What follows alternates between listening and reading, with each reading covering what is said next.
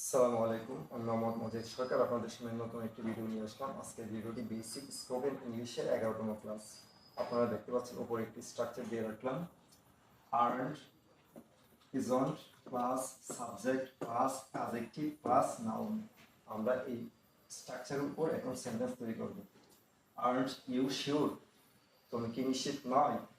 Earned you sick, তুমি কি অসুস্থ নয়?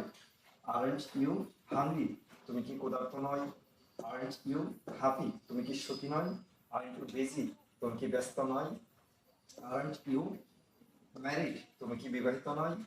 আর্নড ইউ ফেথফুল, তুমি কি বিশ্বস্ত নয়?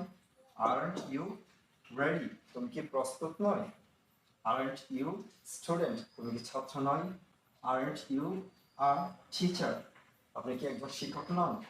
আর্নড ইউ ডক্টর, আপনি কি একজন ডক্টর নন? Earned you business